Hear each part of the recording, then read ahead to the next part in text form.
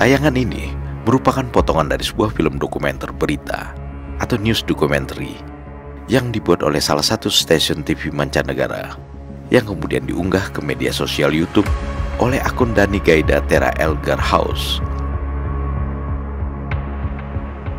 Film dokumenter ini berisi wawancara dengan Mayor Jenderal TNI Prabowo Subianto yang baru saja dilantik menjadi Panglima Kostrad pada tahun 1998.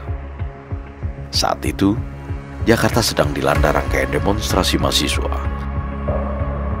Dan media luar negeri sering menuduh bahwa aparat keamanan melakukan kekerasan terhadap para demonstran. Prabowo pun ditanya tentang sikapnya menghadapi aksi-aksi demonstrasi ini. Dan Prabowo menjawab bahwa aksi-aksi demonstrasi ini tidak menjadi masalah selama tidak melanggar aturan dan perundang-undangan yang berlaku. It's your opinion that it's broken up, but I think there are regulations, there are laws. I think even in Western Europe, to have a demonstration, you need permission, 2 days notice to the police, and there's a route that's agreed upon. I mean, you cannot just make a demonstration right in the middle of the center of a traffic junction. That's what happened, I think, in the occasion you mentioned. Prabowo juga mengatakan bahwa pers barat sering mendramatisasi kondisi yang terjadi di Indonesia, terutama dalam memberitakan berbagai peristiwa unjuk rasa serta tindakan aparat keamanan dalam mengatasinya. Many of these things are I think, dramatized, over-dramatized. I mean, the Western press will come into Indonesia, just looking for all these dramatic pictures of violence, etc. We are concerned, yes, definitely, but I think on the whole, for the condition we are in, for the serious crisis, I think many other countries face worse situation. Jawaban-jawaban Prabowo menunjukkan bahwa tak kalah menjadi pejabat militer pun, Prabowo sudah berpikir dan bersikap demokratis. Ia menghargai aksi-aksi demonstrasi selama tidak melanggar undang-undang dan koridor yang ditetapkan. Padahal saat itu, pemerintahan Orde Baru sering tidak memberikan ruang terhadap aksi-aksi demonstrasi.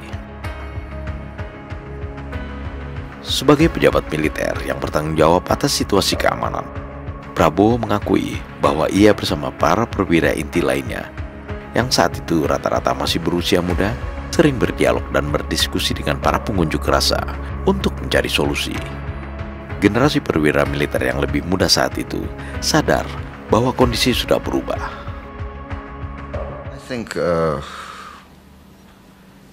the younger generation in the officer corps, I think, are more aware of the trends and the aspirations that are going around in society. So I think we will try to accommodate and try to be loyal to the aspirations of our people.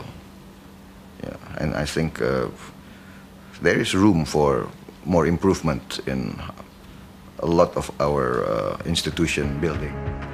Prabowo juga menegaskan bahwa TNI adalah tentara rakyat yang tidak akan melawan rakyatnya sendiri. We are a people's army. We will never go against our people. Pada bagian lain wawancara ini, Prabowo juga ditanya tentang kesan-kesannya sebagai perwira muda yang diangkat menjadi panglima yang membawahi pasukan utama dengan jumlah personil yang sangat besar. Namun menurut Prabowo, dia sebenarnya tidak terlalu muda, karena ia dan teman-temannya sesama perwira muda saat itu rata-rata sudah mengabdi sekitar 28 tahun. You can say that this, I think, younger generation, but we've served on the average 28 years, so we're not that young, Ini dengan pangkat Pak Rupak, ya, harus menggambarkan. Okay.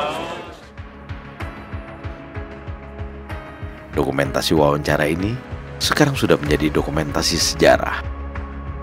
Namun, melalui dokumentasi ini, kita bisa melihat bahwa Prabowo adalah perwira militer yang sangat mencintai rakyatnya.